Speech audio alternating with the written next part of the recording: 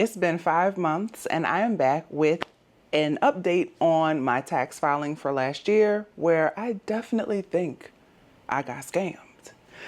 If you want to know more about what I'm talking about, definitely check out my video posted 5 months ago. I'll try to remember to put it here, Eye in the Sky, where I shared information about what exactly happened when I went to file my taxes for the previous tax year, 2023.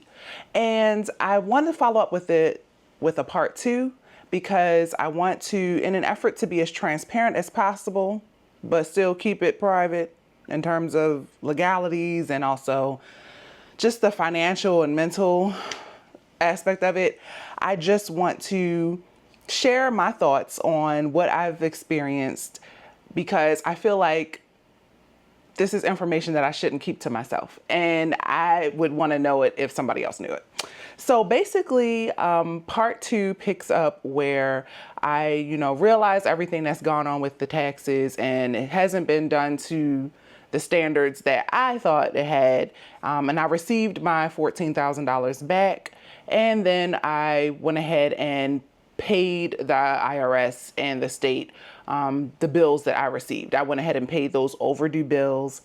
I still have not spoken with this company since everything happened. But the reason I knew I would eventually make a part 2 to this, and maybe even a part 3, is because, y'all, they sent me a cease and desist letter. I still can't believe it. I made it on this earth 40 years without having no drama. I'm not trying to see the inside of a courtroom for no reason.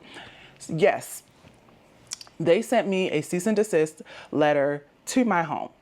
And you can guess what that was all about. I really don't want to go into it too much, but just the fact that that was the response after, not really falling on their sword and just saying, you know what, even though we didn't deliver 100%, we still want to, retain this relationship that we have with this, client, this longtime client, this repeat client. We want to make things right. No, none of that. They, just went radio silent and then sent a cease and desist. y'all. So anyway, it just made me sit back and ponder, like, how far do I really want to take this? Like, do I want to, pursue something legally? Do I want to, have my questions answered? And the one thing I wanted to do was get some more information. Like, what does someone in my scenario do? So I reached out to a lawyer, and I went that route just for the educational purposes, not saying I'm going to do something or not going to do something. And it speaks to how you never know what you're going through until maybe you have a confidant or someone who can, not validate what you're saying, but yes, validate what your concerns are. No matter whether, they think I'm going about it the right way, or just say, you know what, this is actually concerning. You should actually find out more information. So when I went to see this person and just, laid it all out, like, here's where I went wrong and I could have done things better. Here's where I have concerns. That person was just like, this is crazy. And I do this for a living. And so that just helped me to kind of feel better about, the concerns that I had. And just like, just again, what they chose to do after realizing that I was an unhappy client. And so, I just took it for what it was, did my research, talked to, people that I have in my life that I can go to about situations like this. And I took his advice and I just left it in his boat. So the lawyer, went ahead and followed up on that. And we have not heard from that company since. So it's been about 5 months since I recorded part 1 of this tax nightmare. But the thing that I wanted to do is I wanted to go and find a new tax person, a new tax service, so that I could really just not even look at what I'm going to do next for 2024 and onward, but I wanted to go back and look at those previous tax filings, because like I said, I've been using this company for years, less than 5 years, but still multiple years. And Micah and I have started the process, and Eva, she comes with us. Because we want her to know exactly what's going on also, because, her business is affected. She has her own shea butter business.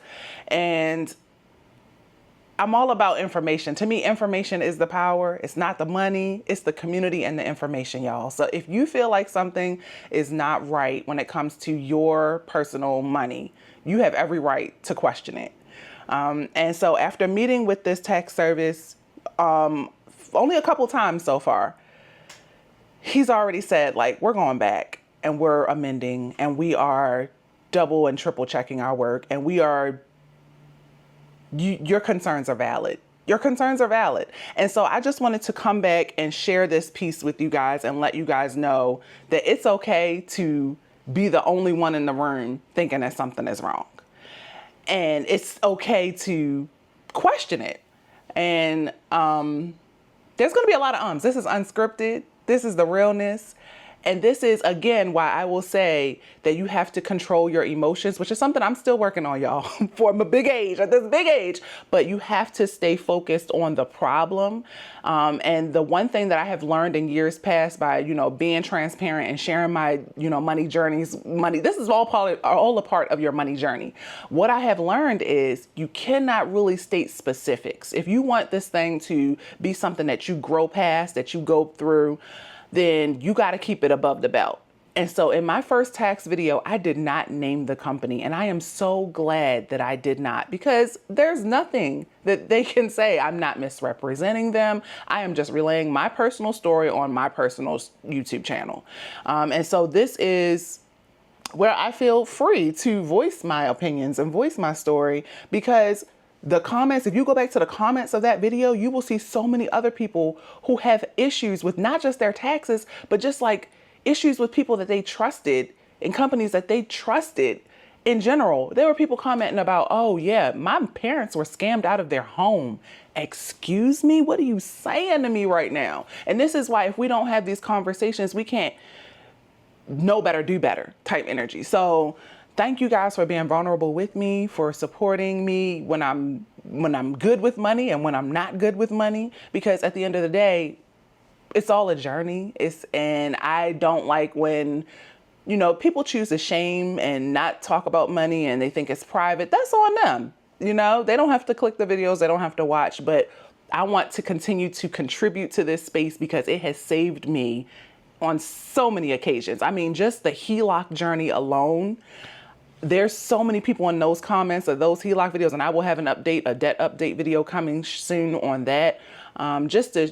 Because I love continuing these conversations of how you can get better with money. I feel like you always, you know, may see people who are bad with money, but never really do anything. And then you see people who have always been great with money, and they're not always, you know, vocal about how they are good with money.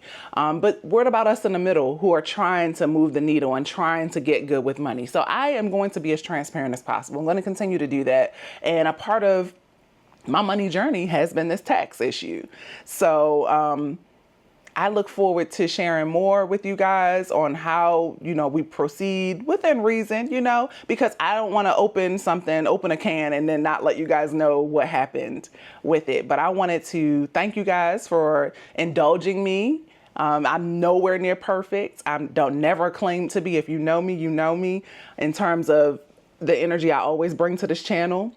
If I mess up, I say it real loud with my chest. And I just like to keep money simple and in its place. But I'm also trying to grow through this thing. I'm not the same spender that I was 10 years ago. I'm not the same spender that I was 5 years ago. And I can see my wins, my mental money wins. And it doesn't always come across on paper. It doesn't always come across on budget. But I'm just in a different place now. And it's hard out here adulting. And it's fun to have people to do it with and to say, oh, girl, that's crazy. So protect yourselves, double and triple check your work like we are in school, y'all. Make sure that you are honest with yourselves. If you mess up with money, it is okay. We don't shame over here. But if you win with money, we are yelling at the rooftops and screaming congratulations with you. But I just wanted to let you know that, yeah, things are not okay in the tax world for me. And I just wanted to come and say, like, man, if I would have felt so crazy if I hadn't made that first video, because after receiving that cease and desist, I was like, I'm glad I voiced my, opinions and said all the things I said, because I knew in clear conscience that I had not defamed anyone. I hadn't done anything, because I've never named any specifics that did not relate to me personally. But at the same time, how far would you take it? Let me know in the comments. What would be your next play if you were in my situation? Have you been in my situation? Have you had a friend who's gone through something like this before? Let's keep that conversation going. I think that it's good to talk about it. And it's not something that I'm happy about or proud of, but it's something that I'm very vulnerable and very honest and transparent about, because I'm not trying to mess up again. Hello? No. Trying to think if there's anything else I want to share about this whole tax journey. So right now I'm working through the past returns. I'm sure, we'll find what we find. We're just double and triple checking the things that, we've experienced money-wise. That's all you can do. And I'm sure there'll be a part 3. But thank you guys for listening to me, and I'll see y'all in the next video. Until then, you know what it is. Peace, love, and budgets.